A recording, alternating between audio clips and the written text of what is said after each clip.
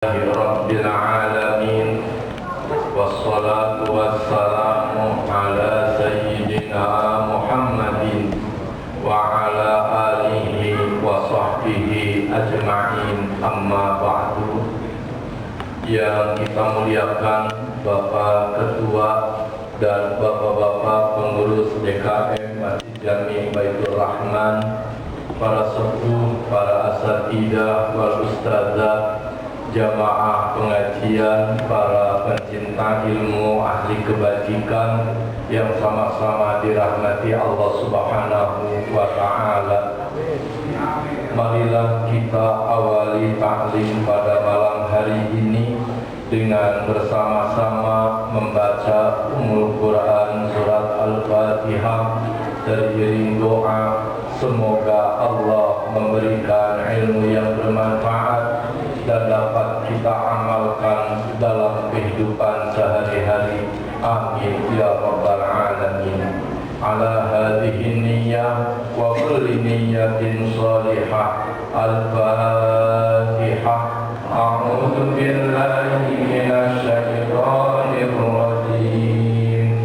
Bismillahirrahmanirrahim. Alhamdulillahi rabbil alamin. Ar-Rahmanir Rahim. Maliki yaumiddin. Iyyaka na'budu wa iyyaka nasta'in. Ihdinas siratal mustaqim. Siratal ladzina an'amta 'alaihim ghairil maghdubi 'alaihim waladdallin. Amin. Selanjutnya mari kita memanjatkan doa mohon kepada Allah Subhanahu wa Ta'ala keselamatan dan kesehatan dalam kehidupan kita di dunia dan di akhirat. Sambil menghafalkan doa selamat, kita awali dengan a'udzu. Mulai. A'udzu billahi minasy syaithanir rajim. Bismillahirrahmanirrahim. Alhamdulillahi rabbil alamin. Hamdan yuwafi ni'amahu wa yukafi'u mazidah. Ya Rabbana lakal hamdu kama yanbaghi li jalali wajhikal karim wa 'azimi sultanik. Allahumma shalli ala sayyidina Muhammad wa ala ali sayyidina Muhammad. Allahumma inna nas'aluka salamatan fid-din wa 'afiyatan fil jasad wa ziyadatan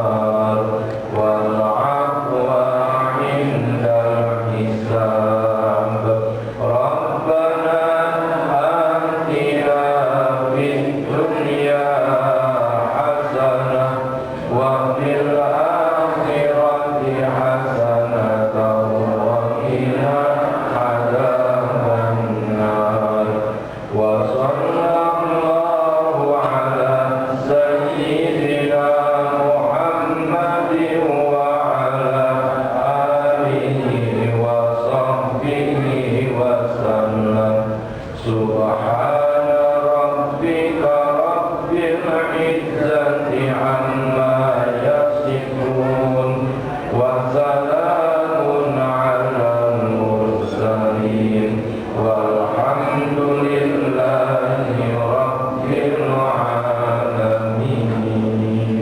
Alhamdulillahi rabbil alamin. Baik Bapak dan Ibu yang dimuliakan Allah, mari kita lanjutkan pengajiannya. Silakan dibuka kitabnya halaman 12. Halaman 12 hadis nomor 90. Hadis nomor 90 halaman 12. Idza da'ar rajul. Yang sudah mendapatkan hadisnya mohon membantu kepada yang belum mendapatkannya. Bismillahirrahmanirrahim. Qala Rasulullah sallallahu alaihi wasallam. Bersabda Rasulullah sallallahu alaihi wasallam, idza da'ar rajulun ra'atahu. Ida artinya apabila. Alhamdulillahirabbil alamin. Da'a yad'u da'watan, memanggil, mengajak, memanggil, memohon. Itu kata dasarnya adalah doa. Sebenarnya memiliki satu kosakata antara mengajak, memohon, sama memanggil, sama itu. Maka dakwah itu adalah ajakan, atau dakwah itu juga permohonan. Kalau yang ke atas, yang lebih tinggi, namanya permohonan. Idza apabila da'a mengajak. Ar-rajulu seorang laki-laki. Da'a di awalnya tidak ada alif lam, tidak al-da'a. Dan di akhirnya tidak ada tanwin, tidak da'an. Nah, dalam bahasa Arab kalau ada kalimat di awalnya tidak ada alif lam dan di akhirnya tidak ada tanwin, itu disebutnya fi'il. Fi'il itu kalau kata kita mah artinya kata kerja. Ar-rajulu, ini ada alif lamnya. Kalau yang ada alif lamnya bahasa Arabnya disebut isim. Kalau bahasa kitanya kata benda. Ar-rajulu seorang laki-laki. Apabila mengajak, siapa yang mengajak? Ar-rajulu seorang laki-laki. Orang laki-laki mengajak, maka ar-rajul menjadi pelaku daripada kata kerja, yaitu da'a. Pelaku bahasa Arabnya fa'il. Nah, hanya dalam bahasa Arab ada satu langkah lagi. Setiap yang menjadi pelaku atau jadi fa'il itu harus memakai baris dhammah di akhirnya. Maka ini dibacanya rajulu. Tidak boleh ar-rajula atau ar-rajuli.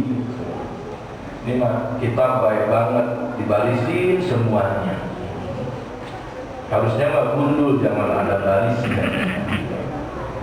Kita boro-boro baca yang gundul, yang gondrong aja.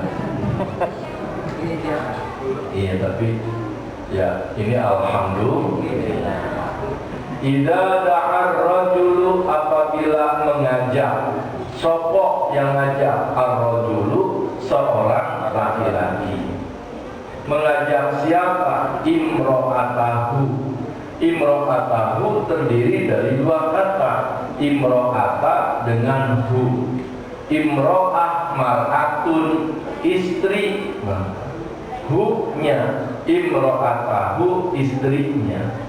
Nah, imro'atahu ini dalam bahasa Indonesia disebutnya pelengkap penderita atau jadi objek.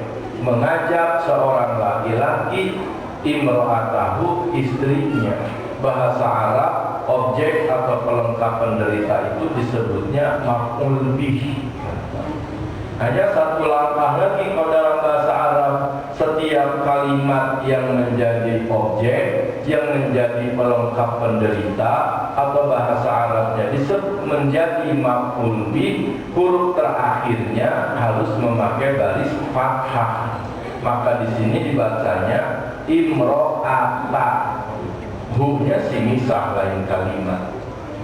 Tidak boleh dibaca imro'atihi atau imro'atuhu. Kenapa? Karena dia jadi maf'ul bih, jadi objek, jadi pelengkap penderita, harus memakai baris fathah. Imro'atahu. Kalau dalam kitab ditulisnya imro'atihi, berarti itu salah cetak, harus imro'atahu. Buyeng bapak saya juga ngomongnya. Pakai papan tulis. Iya, saya ngomong sendiri aja. Yang lain pada nunduk aja kebingungan. Udah nggak usah diterusin. Tapi maksud saya bukan apa-apa. Alhamdulillah, apalagi pakai ilmu, bukan. Ini saya ingin menanam bapak, saudara-saudara dalam pikiran, menanamkan kebaikan, menanamkan ilmu. Sungguh pun kita emang usia tua baru ketemu, kagak paham-paham. Tapi insya Allah bapak dengan dengar pengajian begini, ada nanti cucu atau anaknya cucu kita, ada yang jadi, insya Allah. Ada yang jadi, insya Allah, insya Allah. Nggak anak, cucu, nggak cucu, buyut. Meneruskan cita-cita kita yang sudah nempel pada malam hari ini, terlintas dalam hati kita. Ya Allah, mudah-mudahan anak cucu saya mah ada yang sampai ngerti yang tadi itu diterangin sama Ustaz. Saya boro-boro paham, dengernya juga baru. Doa itu bapak, kalimat itu yang nanti lembes ke bawah, ada yang jadi, insya Allah. Walaupun kita waktu hidup nggak tahu ada yang jadi, kita di alam kubur dikasih tahu sama malaikat. Fayafrahuna bihasanatihim. Orang yang meninggal dunia merasa bahagia, gembira bihasanatihim, dengan kebaikan-kebaikan anak cucu dan keturunannya. Insya Allah. Apabila mengajak seorang laki-laki ke istrinya, mengajak istrinya ila firashihi, ila ke, mengajak kemana? Ke firashihi, terdiri dari dua kata, firashi dengan hi. Firash itu kasur bapak, tempat tidur. Hi-nya, apabila seorang laki-laki mengajak istrinya ke tempat tidurnya, mengajak istri ke firashihi, ke tempat tidurnya. Fa'abat, terdiri dari dua kata, fa dengan abad. Fa lalu, abad istrinya menolak. Sama dengan iblis disuruh sujud, aba wastakbaro. Ini istrinya, abad menolak. Fa'abat, lalu istrinya menolak. Fabata, maka tidur suaminya itu. Fabata, bata yabitu baitan wa mabitan, maka tidur si suami itu, si laki-laki itu, wahua, dan dia laki-laki itu, suaminya, ghadban, dongkol. Dongkol apa ya bahasa kitanya? Apa? Kayaknya pengalaman banget ya. Lalu dan dia ghadbanu, kesel, dongkol, marah. Wahua, dan dia suaminya itu ghadbanu, marah. Alaiha, kepada istrinya, marah kepada istrinya. La'anatha, maka melaknat kepada wanita itu. La'anatha, maka melaknat kepada istri itu. Al-malaikatu, para malaikat. hatta tusbiha, hatta sampai tusbiha pagi hari. Tusbiha berasal dari kata sobah. Kalau bapak bawa handphone di foto nih hadisnya, Ya. yang punya istri. Ke istrinya ya. Baik Bapak dan Ibu, mari kita membacanya bersama-sama dan silahkan diikuti. Bismillahirrahmanirrahim.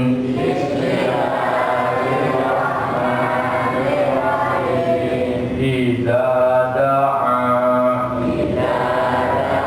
apabila mengajak, ar-rajulu, seorang laki-laki, imra'atahu,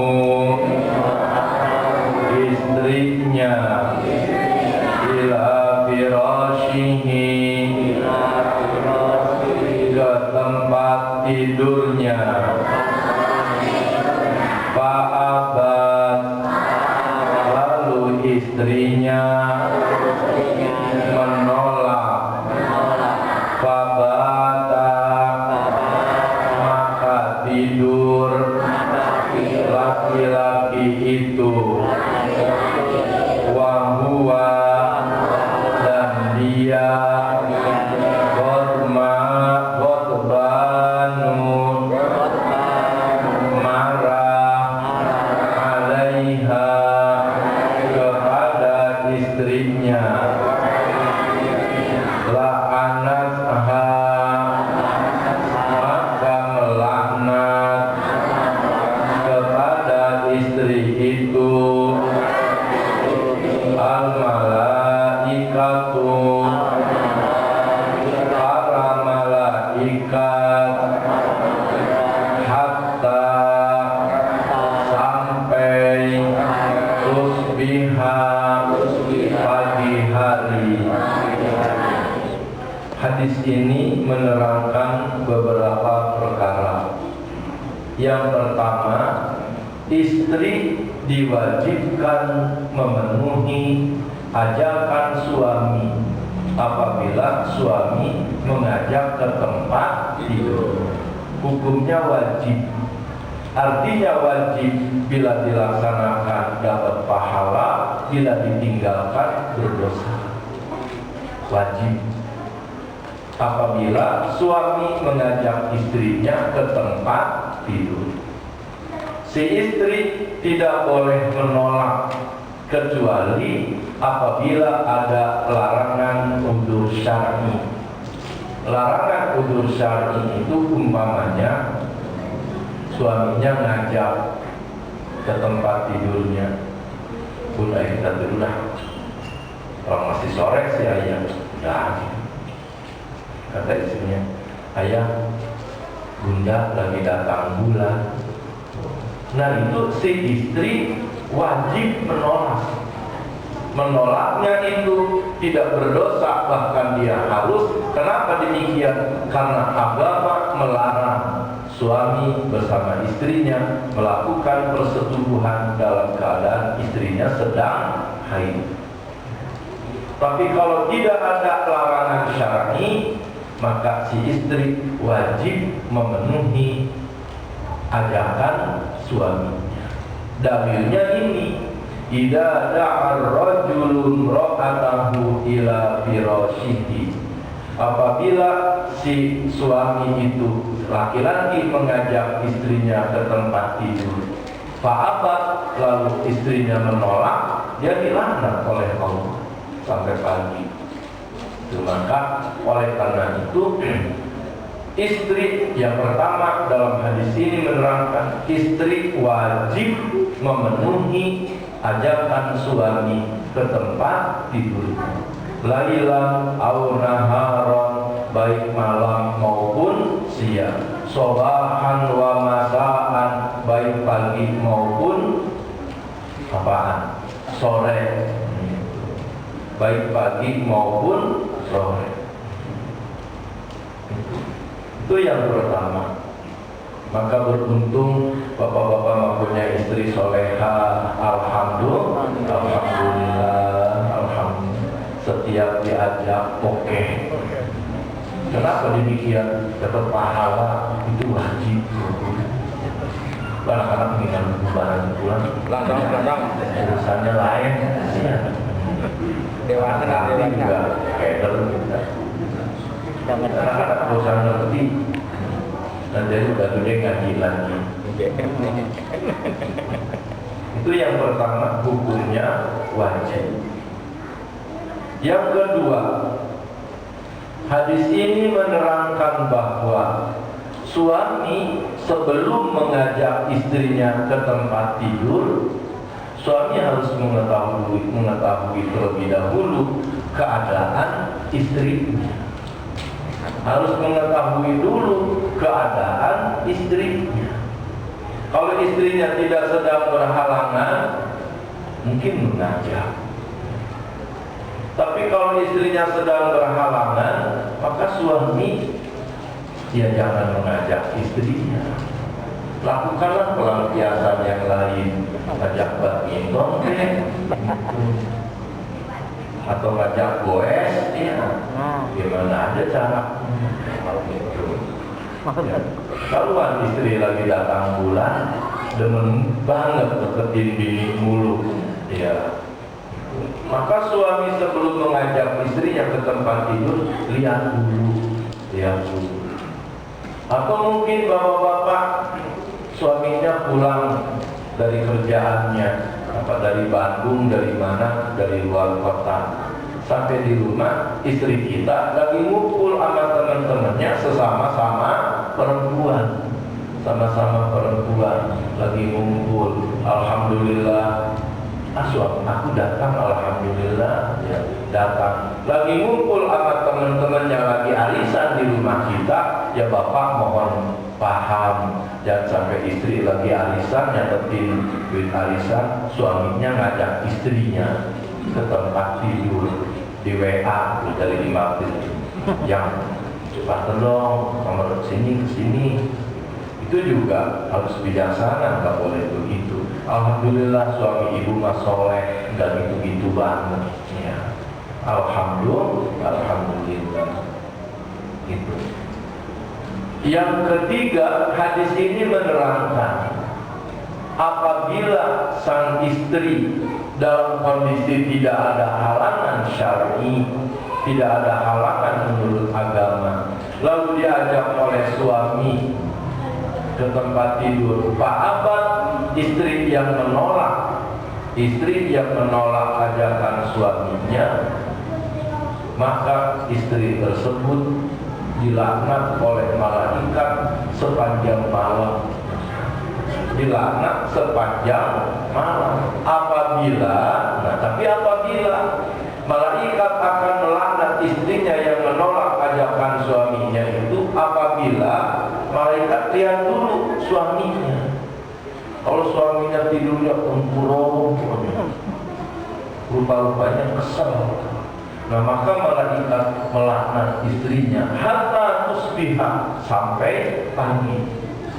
Tapi kalau suaminya melihat ngajak istrinya ke tempat tidur, istrinya menolak, tapi suaminya tidak marah, suaminya tidak kesal, dan suaminya tidak dongkol, maka malaikat tidak mengutuk istrinya, tidak melaknat istrinya. Dalilnya ini, fabata wa huwa ghadban, lalu si suami itu tidur, wa huwa ghadban, dalam keadaan si suaminya itu marah, kesel, semot, marah, jengkel, apalagi dongkol. Maka kalau suaminya kesel, malaikat mengutuk istrinya.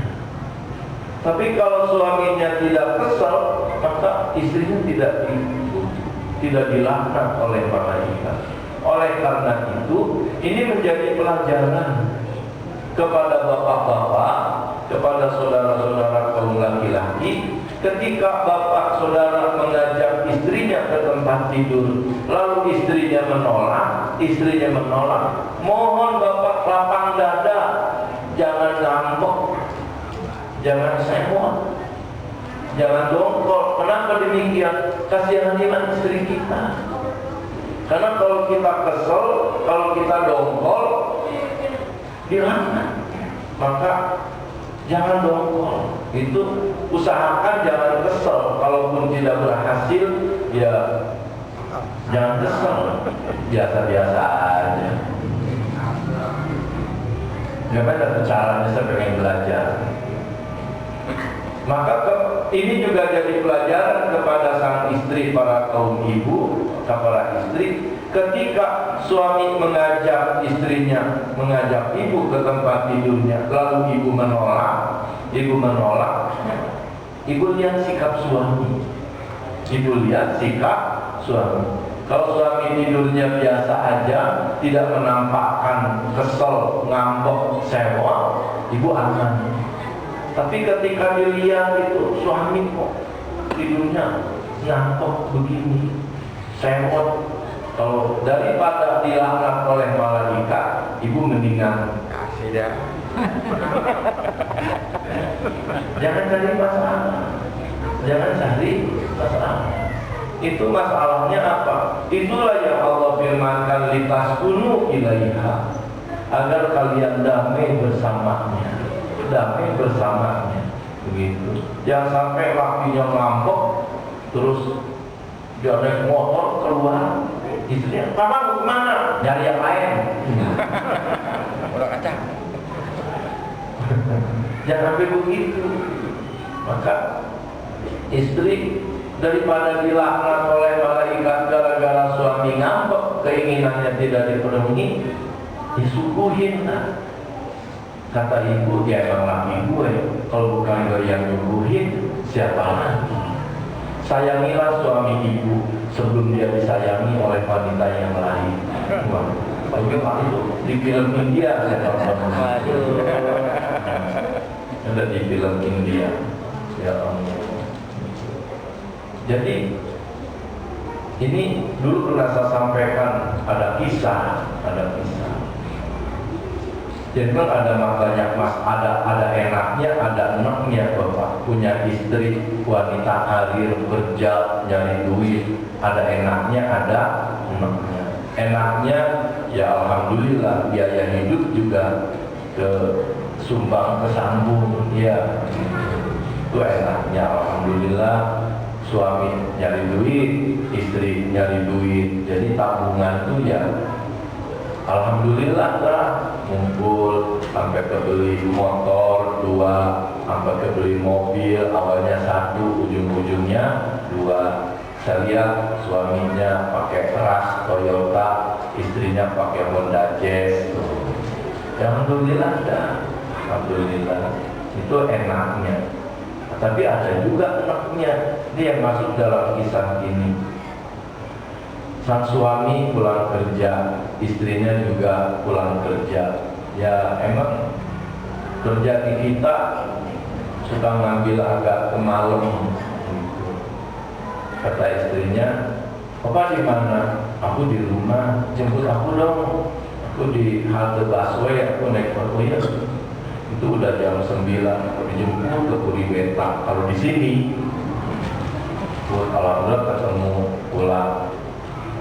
Istrinya ya bersihin bekas make up segala macem, ya terus makan, nonton TV sebentar, terus pada ngantuk, pada masuk ke kamar tidur.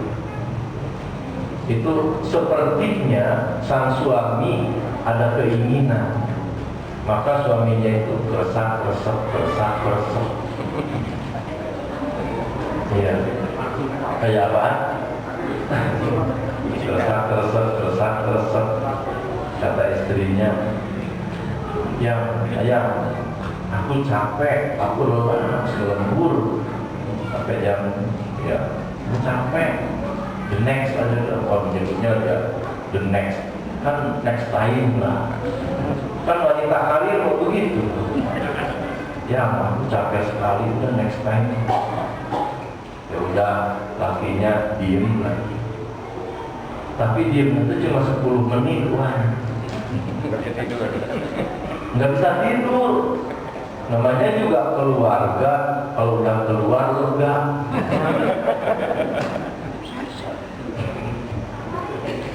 Si suami itu diamnya cuma 10 menit. 10 menit kemudian dia tersak-tersak, berayang-beroyong. Istrinya mungkin marah. Ya, emang kagak ngertiin banget sih. Aku capek, aku lelah, habis kerja lembur. Ya ampun, gimana sih? Tolong dong pahami aku. Ya udah, karena istrinya mungkin marah, ya lakinya juga diam lagi baik. Tapi mungkin begitu anak kayak bangkisnya. Artinya kalau udah pengen bangkis, nggak bisa ditahan. Ya udah, diam. Tapi diamnya tuh cuma 10 menit kira-kira, mungkin 5 menit. Kemudian berayang-beroyong, selesai. Sampai kakinya, betisnya ditempelin sama lakinya. Itu istrinya semakin marah. Kaki suaminya digerang. Gimana sih kamu? Nggak paham banget sama kelelahan istri. Aku tuh bukan seharian, bukan main kerja dari duit, sama bantuin kamu juga. Kamu paham dong aku sampai begini. Karena kakinya juga dipendam sama kaki istrinya. Jadi si suami itu ya diem. Kata istri, awas, masih gerayang-geroyong. Aku pergi pindah kamar. Udah diem kan, ditungguin 10 menit nggak ada gerayang-gerayang lagi. 15 menit nggak ada kerasa-kerasok. Ya udah, istrinya tidur, suaminya juga tidur. Udahlah, kali suami saya paham, tidur. Suaminya tidur, istrinya tidur. Pas subuh, istrinya bangun, sholat subuh. Jadi lagi kita dibanguninnya udah selesai sholat subuh. Selesai sholat subuh istrinya bangunin suaminya. Mas. Mungkin suaminya dari Jawa. Buktinya manggilnya mas. Kalau suaminya orang Garut pasti manggilnya apaan? AA. Kalau suaminya dari Padang, udah. Mas, bangun subuh jam 5 lewat. Nggak bangun, dicubit, mas, subuh bangun, biasaan susah banget, nggak bangun juga. Akhirnya bangun tuh si istri dari tempat sholatnya, dibangunin suaminya, gerak semua, mati suaminya meninggal. Ya Allah, si istri menyesal setengah mati.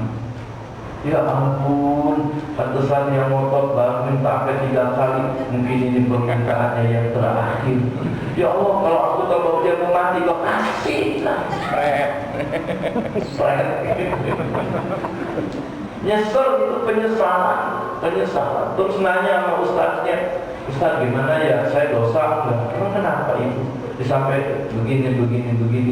Ya kalau suami ibu tidurnya tidak dalam keadaan kesel sama ibu, tidak dalam keadaan marah sama ibu nggak berdosa karena dianya lapang dada. Tapi bagaimana dianggap kesel sama saya, Ustaz? Orang dia diem aja, nah kan tahu kenapa jadi nanya. Tapi maksud saya menyampaikan kisah seperti itu, ini jadi pelajaran bagi bapak-bapak, bagi ibu-ibu. Maka ibu-ibu yang dimuliakan Allah, ketika suami ibu ngajak ke kamar tidur, terus suami ibu resah, biar ibu capek, lelah apapun juga, kasih aja daripada dia mati. Repot. Daripada dia mati, udah dikasih nggak dibangunin pagi, alhamdulillah masih hidup. Ini adalah bab akhlak antara istri dengan suami, suami dengan istri. Yang Nabi sabdakan, innama bu'ithu liutammima makarimal akhlak. Tiada lain Nabi sabdakan, aku ini diutus oleh Allah tugasnya satu, untuk memperbaiki akhlak. Bagaimana akhlak istri kepada suami, bagaimana suami akhlak kepada istrinya.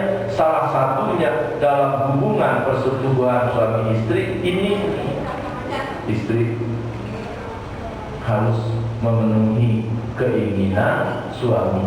Suami harus paham keadaan istri. Terjadilah sakinah, mawaddah, warahmah. Insya Allah. Itulah makanya jadi rumah tangga yang sakinah, mawaddah, warahmah karena istri taat kepada suami, suami bijaksana kepada istrinya. Berulang-ulang saya sampaikan, bapak-bapak, wanita itu sebelum dia rumah tangga, wanita sebelum dia punya suami banyak keinginannya. Punya banyak pilihan warna, pilihan potongan baju, pilihan segala macam. Banyak punya pilihan wanita sebelum nikah, sebelum dinikahi oleh seorang laki-laki.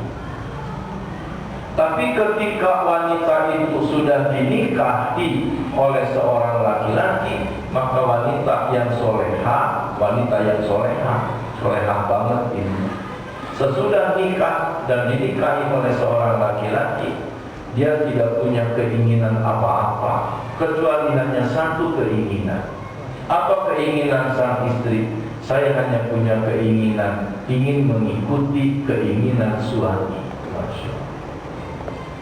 Keinginan istri hanya satu, hanya ingin mengikuti keinginan suami. Apa yang jadi keinginan suami, itu pula jadi keinginan aku sebagai istrinya.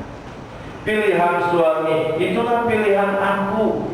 Hatiku sudah menyatu dengan hati suami. Masya Allah. Jadi kalau mau ngecat rumah tuh, kata suaminya, Bun, kita mau ngecat rumah, udah lama nih ganti bener ayah. Kata suaminya, warna apaan ya Bu? Warna pilihan ayah, itulah warna pilihan bunda. Pilihannya ayah, apa pilihan ayah? Bunda setuju dan bunda suka. Wih, nyaman.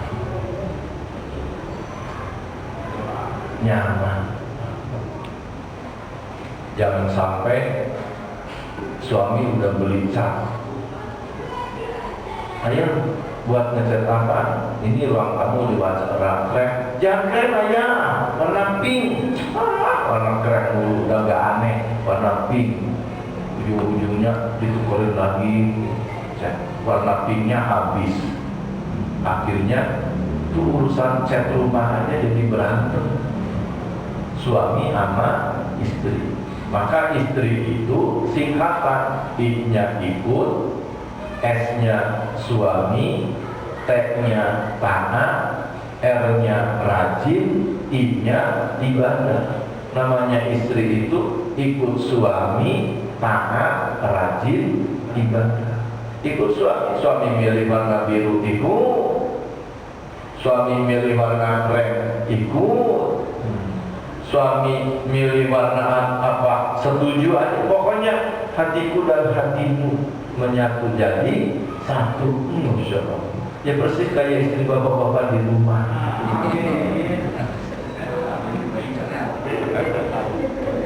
Insya Allah.